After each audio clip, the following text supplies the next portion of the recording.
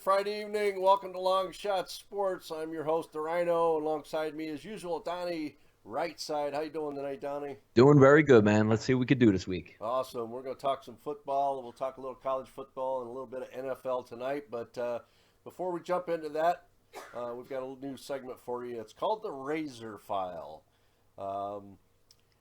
This is written by one of our cappers, CJ Razor, who's a writer, and you'll get the gist of it as we go along here.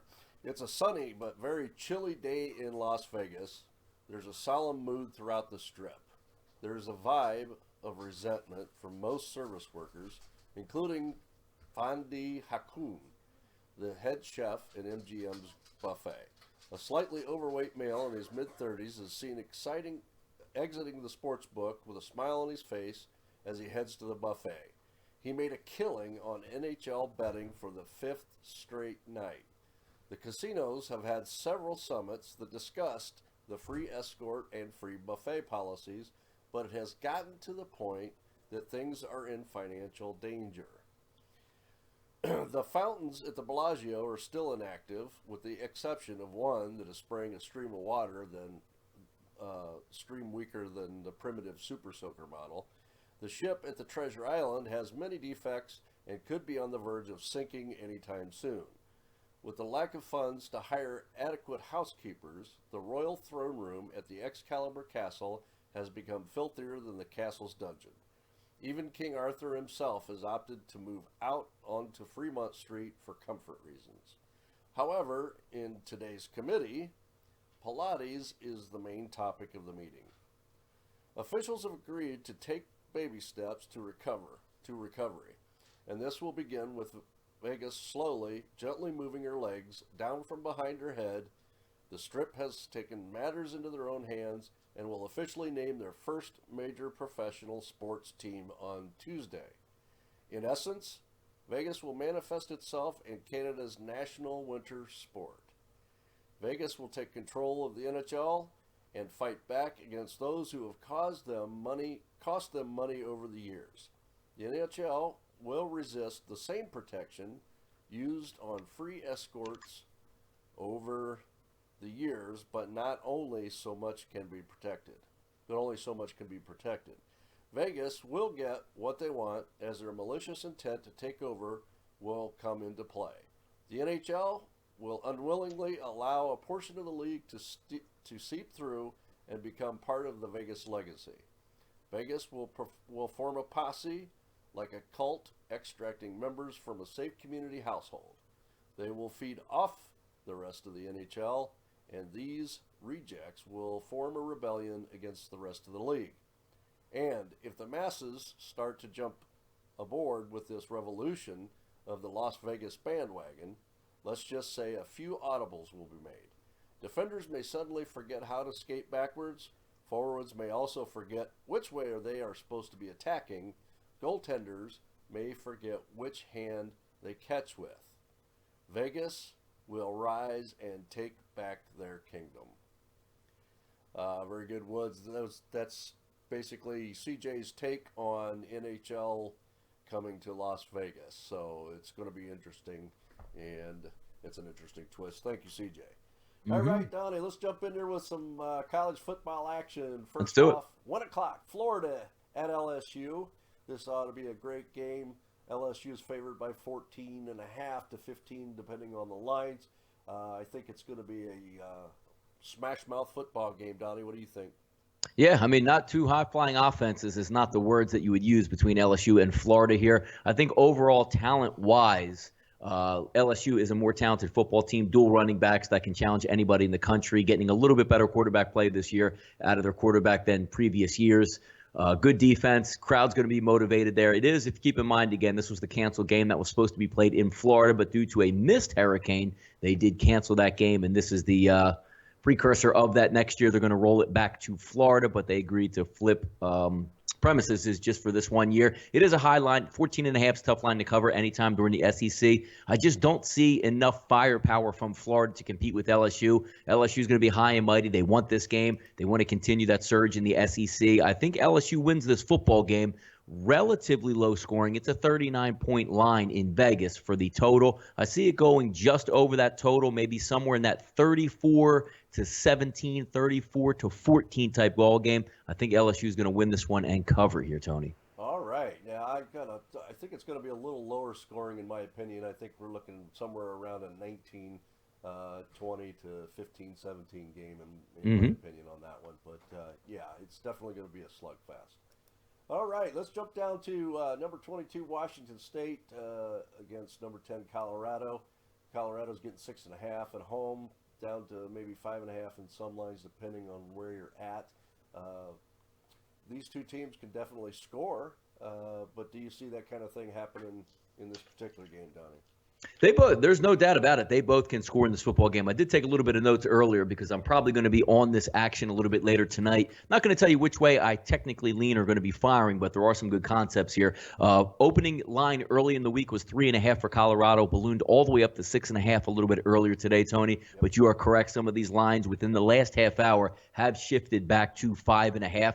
Colorado's total offense, 32nd in the nation. That just simply means how many yards they accumulate per game. With Washington State 50th on total defense, going to be a pretty good matchup there. But the key here is, it's been a while since we got to talk good Colorado Buffalo football. They were a good team last year, but they're a much improved team this year looking at them game by game. And more importantly, Jim Leavitt, who was the former head coach for the South Florida Bulls, he's their defensive coordinator and really resurged that defense. They're 12th overall in the country in total defense. And with the air raid offense that Mike Leach has, the total offense for Washington State is 10th overall. This game is going to come down to third down conversions. There's going to be a battle of two teams that are very good at what they do. Colorado on defense, Tony, is 10th in the nation at third down conversion percentage, meaning keeping you from getting a first down.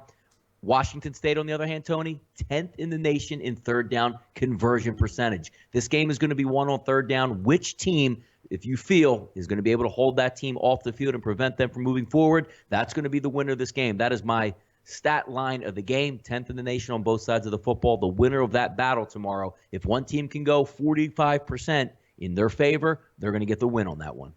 All right. So let's jump down to the 7 o'clock game here. Number 4, Clemson at Wake Forest. Wake Forest is getting 22.5 at home. The reason I wanted to talk about this team, Clemson had its letdown game, and Wake Forest hasn't been all that bad. They've actually been covering in a lot of the spreads in the games that they've been playing. Do you see? Wake Forest is at home here. So do we see a potential upset and Clemson gets its second loss? No, there's no upset even possible in the situation. If you look at the schedule for Wake Forest, they play people close typically. Didn't play Louisville close, played them close for a little bit. Their whole goal, if you watch, they get out-athleted, and that's going to be the problem here tomorrow. If you're looking at games with, like, the Dukes of the world, maybe even like NC State-type football teams, even though NC State did beat them up quite a bit, but the teams, Boston College, they can hang with that team because they're coached very well and coached very well in close ball games. The games that Wake Forest has trouble in, Tony, is when the other team simply has better athletes. If you watched last week when they played versus Louisville, they had the early lead 12-3 at the half. They did nothing to earn that except Louisville just fumbled the football. Literally on offense, they would get the ball on the 30-yard line, hand it off on a delay 3 times for 3 yards, and kick a field goal. And you saw in the second half they were outscored 34-0 and got rocked right off the football. They're going to try that same type of thing with Clemson. Now, Clemson last week had a demoralizing loss at home to Pittsburgh as the number 1 team or number 2 team in the country, clearly headed to the football playoff. They have now, with everybody losing after them last week, that reinvigorated staff. The team knows what's ahead of it now. Now it's all about putting your head down, winning the ACC, and getting right back in the top 4, which they will. I see Wake Forest keeping it close because I don't even think they care if they win the game. They just don't want to get blown out. But the athletes are going to take over here. Once Wake Forest is down 14 points, Tony, it's a wrap. They won't even be able to get first downs later in this football game. I think overall, it's hard to take a road team with 3 touchdowns, but just the way this game is setting up, knowing that Wake Forest can't do a thing versus Clemson, they're going to try to hang around, slow it down, run the play clock down to 1. It's not going to be enough at the end. I see 3 to 4 touchdown victory from Clemson here just because Wake Forest doesn't have the athletes to compete here. All right, they're putting the pedal to the metal then. All Yes. right, 8 o'clock game, Oklahoma at West Virginia. This is definitely a game that I'm going to be Good one. watching. It's on the Yep. radar. West Virginia is a dog at home here by 3.5 against that Oklahoma team who's ranked number 9. Donnie.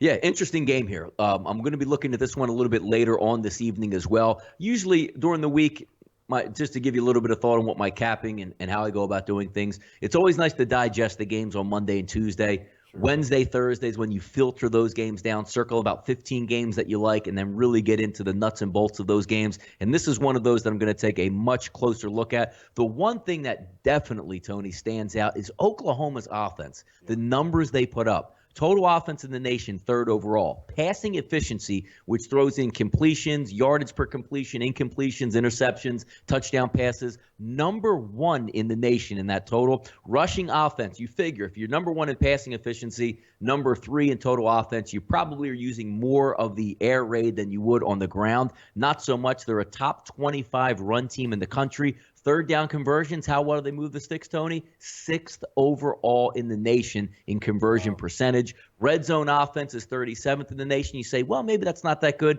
They get down in the red zone just about as much as anybody else in the country. So it's just a matter of attrition where if you miss a field goal or a touchdown, it's going to be held against you there. Sacks, 56th in the nation, giving it up. But astounding numbers from Oklahoma on the offensive side of the football. Yeah. It's a tough place to play at night in Morgantown. If the weather is good, I'm looking at leaning towards Oklahoma getting the outright victory there in Morgantown. Yeah, I would tend to agree with you there, Donnie. I mean, Oklahoma's very consistent, 558 yards average per game. Road games 586, turf games 623, conference games 593. I mean, very consistent, very well-rounded, great numbers. 71.4% passing completions, 10 yards per play, 10.5 yards per play. So, I mean, those are outstanding numbers, like you were mentioning. West Virginia, on the other hand, you know, they're still comparable, 496 yards average. Home games 506, 6.5 yards per play. So, yeah, this should be a very, very interesting game, and definitely one that we're both going to be dipping into. Yeah, it's going to be good. Another interesting angle on that one, Tony, is if you want to take a look at the total in that game, Yes. Both offenses lighted up, both defenses questionable at some point because in the Big 12, just the way the teams play offense there, it's hard to play. I mean, you're not going to get like a BC type of team that you can go up against to pad your stats on defense. Right. If you look at total defense for Oklahoma, that's just yards given up. They're 81st in the country. And if you look at West Virginia, it's 66th in the nation. And third down conversions for Oklahoma, 109th in the nation on defense, giving up third down conversion percentage. There's going to be some points in this ball game. So if you're not happy with the side here, you can't go wrong with both of these quarterbacks and both of these offenses. Absolutely. I agree. All right. Well, before we jump over to NFL, Donnie, is there a game that you want to talk about? I haven't had anything exactly that I like, but just to give you a look on what's going to be on my radar tonight, Colorado, Washington State, obviously, West Virginia, Oklahoma. There's a couple smaller games that I'm really interested in, and one injury information that you're going to want to keep track of because I think it's going to be a diamond in the rough. And again, I like to find these lower conference games, Conference USA, Sun Belt type of wagers. Yeah. Take a look down there with Southern Miss and North Texas tomorrow. Two key injuries. Last week for North Texas, their starting quarterback got knocked out of the game. The week before that, their starting running back was knocked out. Two key weapons are going to be out for this one. If Southern Miss can get Nick Mullins back at quarterback, if they win this game, they'll be bowl eligible. It's just a nice angle that you want to look at. Nick Mullins last week was supposed to go ahead and play versus Old Dominion. At the last minute, came out and warmed up. They sat him for the true freshman. The true freshman, Tony, accounted for 5 turnovers in that game, 4 turnovers in the first half. ODU blew him off the field, and it was too late to recover. They ended up losing by 16 points. I think they'll be refocused this week. They're going against a very poor defensive team, and I think it might be one. If Nick Mullins starts here, people, go ahead and roll with Southern Miss. There we go. All right.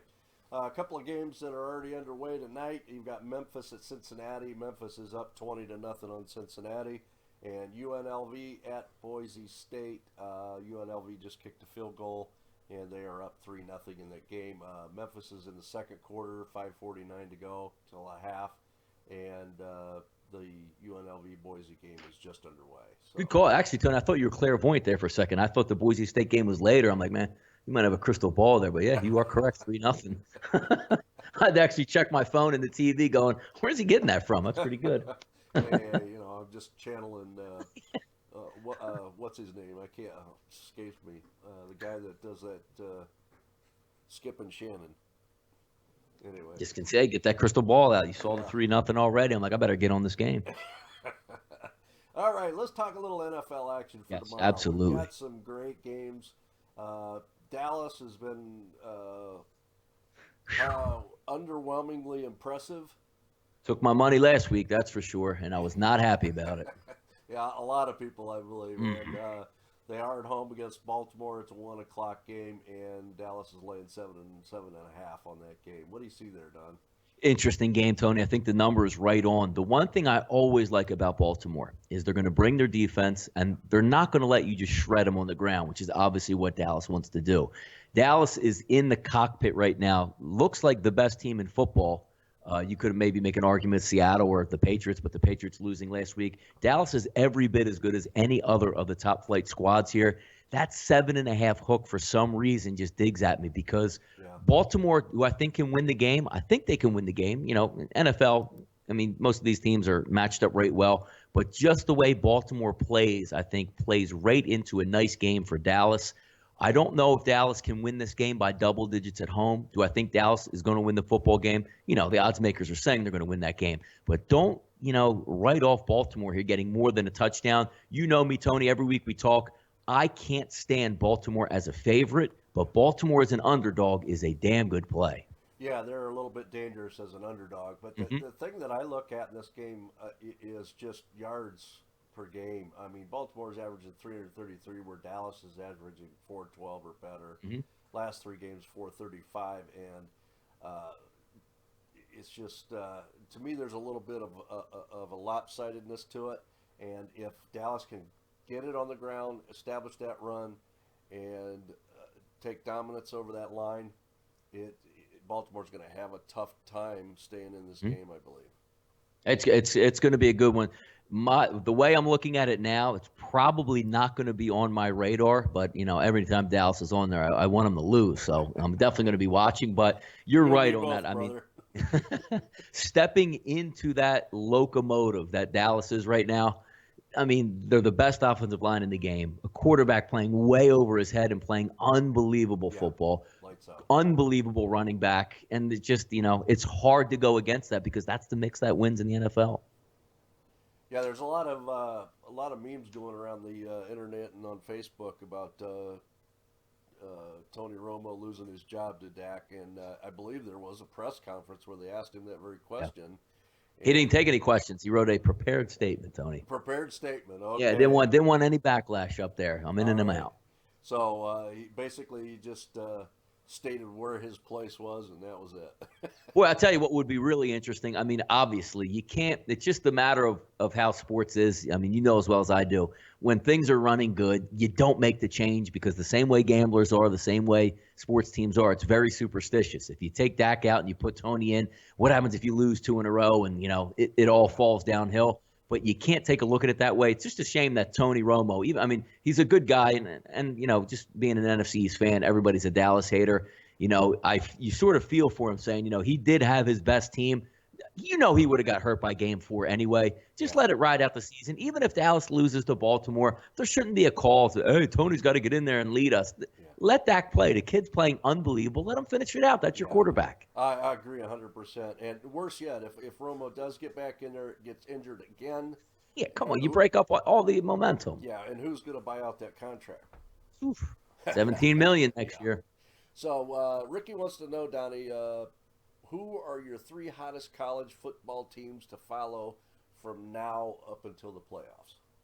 Now up into the playoffs, and interesting, again, everybody's getting back into the equation. You're going to want to look in the Pac-12. You're going to want to look at Washington because now they're going to be reinvigorated. Obviously, you're going to want to watch Alabama to see how they finish the season. As much as, yes, I believe they are the best team in the country, you still got to play the Iron Bowl versus Auburn, and that's always a tough one. You've seen it in the past. Those games nip each other in the bud all the time. As a third, maybe like an outsider type ball club there, I mean, it's, you want to watch the Clemsons of the world there, but maybe something that I want to see is how Michigan transitions with a new quarterback and how Ohio State's going to finish because you're looking at the Iron Bowl and you're looking at the big game. Those are the 2 games coming up. a lot of fun and excitement. Those are the teams I'll be watching. All right.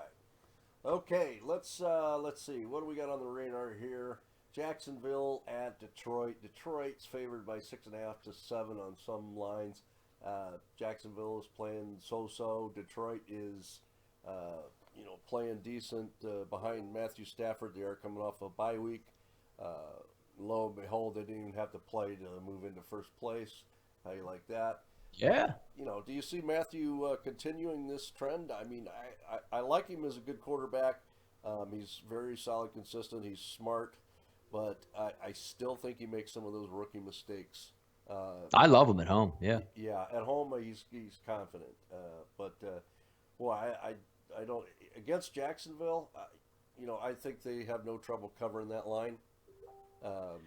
It's interesting because they don't tend to blow teams out at home, and for some reason they tend to get off to like a slower start, or like they always have that quarter collapse, but then Matthew Stafford is able to calm it down and get everything back under control. The one thing is that I'm looking forward to Detroit. Is DeAndre Levy ever going to get on the field for Detroit? I mean, just get your best. You need that guy. I mean, he is a horse. That's always the thing I look at. Same thing with Darius Slay. You think he's going to play? Yeah. I heard he's practicing this week for the first time, I believe, since the first week of the season. Yeah, I think since they've got Jacksonville at home, I think he'll probably see limited snaps, but I think he's going to see some action.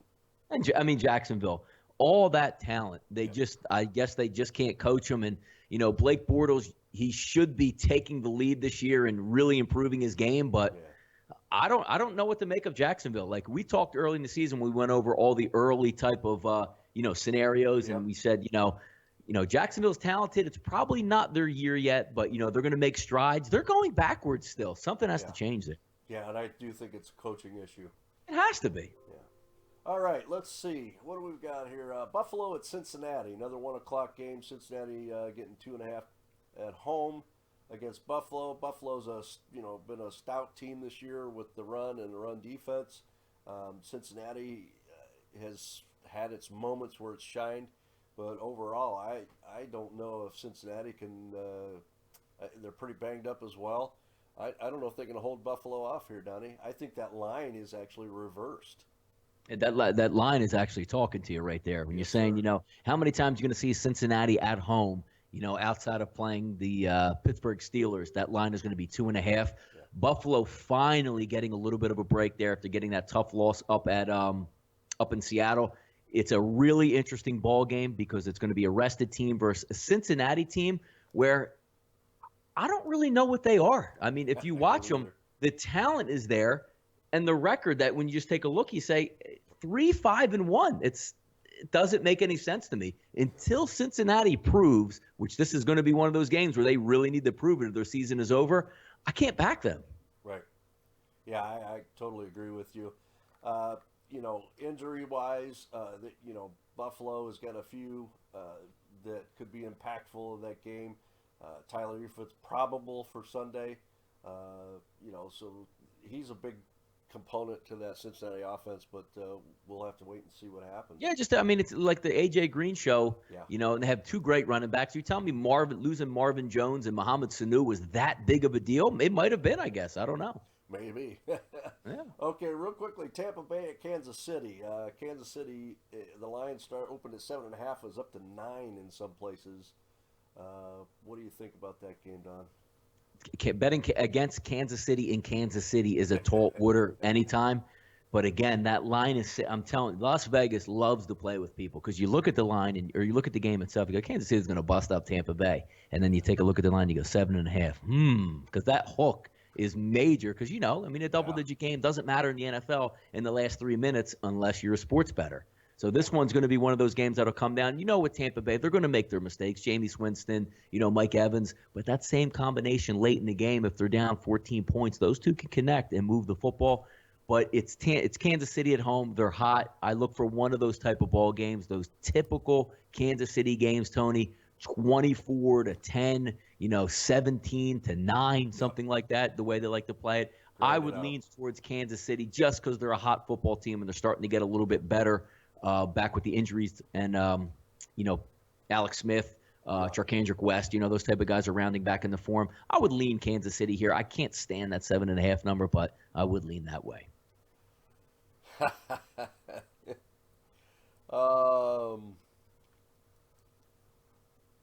Once you go Dak, you never go back.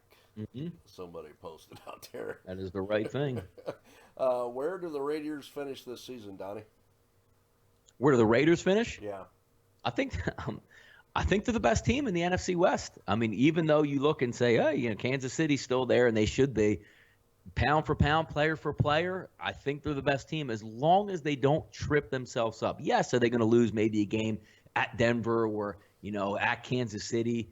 If they just take care of their business against the teams they're supposed to beat, they're the most talented team out there. I know Denver's got the great defense, but Denver doesn't have the quarterback. Carr is that next level player. I think they can win the NFC West. Yeah. And they do have the Monday night game at home against Houston. And they should win that game. They win that game, Tony. The Raiders are 8-2. Yeah. That's amazing. unbelievable. Okay, who'd have thought? All right, let's talk about the Sunday night game, Green Bay at Washington. Washington's favored by 2.5 to 3. Boy, does either one of these? I mean, this has been a messed up season just for both of those teams, especially Aaron Rodgers and the Green Bay Packers. They just have not been able to click. They have first of all, the Packers have no running game. Yep. And the one thing that you have, obviously, is Aaron Rodgers, and you have to keep him upright. Here's the problem. Bakhtiari last week, looks like he's going to play this week, but he's banged up. You go down with T.J. Lang, starting guard, downgraded to out. J.C. Treader, center, downgraded to out. Yeah. If you have no running game and you're going to say Aaron Rodgers, the way they've been doing it the past 2 to 3 weeks, is passing 50 times a game, they're not going to win this football game. And Washington's not the greatest team in the world, but they do play well at home. And that line is what, 2.5, maybe 3 in some outlets.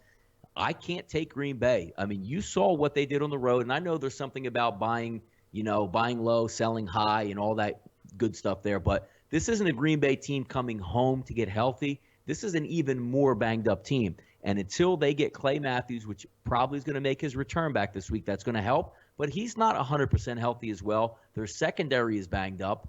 Give me the Skins here. All right. Real quickly, Donnie, forget the point spread. Philadelphia or Seattle? Look, the Eagles right now, Tony, are 5-4. I already put a 5 at the crossed off the 4 and put a 5. I'm going to sit back. I'm going to watch the game with no emotion because this is our worst case scenario. Yeah. We as Eagles have no wide receivers whatsoever. Seattle has the best secondary in the league. So right off the bat, we can't pass the ball. Right. And you say, how are we going to exploit that? Let's take Zach Ertz, good tight end, mobile. He hurt his hamstring in practice this week. So if you take Zach Ertz out, Jordan Matthews was lifting on Tuesday, hurt his back with a back spasm, and practiced sporadically throughout the week. I don't know how we're scoring, and I'm not going to get mad. It's Seattle. All right. Okay, well, guys, that's hopefully gives you some information for the upcoming games, some of the top ones. And real quickly, our Long Shots TV college football plays of the week are currently 4-1, and for tomorrow, we're going to give you the Big Ten matchup, Ohio State at Michigan State, and we're going to take Michigan State plus 22. Here's the key, guys. 60% chance of rain, 30-mile-an-hour winds, and 28-degree wind chill factor. There's not going to be a lot of points scored in this game, and Michigan State will definitely have the cover.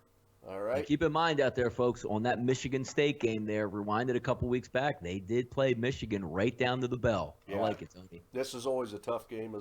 It's always tough. Yep. All right. Okay, guys, make sure you go over to DonnieRightSide.com and see Donnie there. You can see him at TrendBetters.com. This show, Long Shot TV, is sponsored by TrendBetting.com. And also you can stop by and see TheRhino at TonyTheRhino1 on Twitter. And we appreciate you guys being with us tonight. And remember to take a shot with long shots because we are the game. Even get to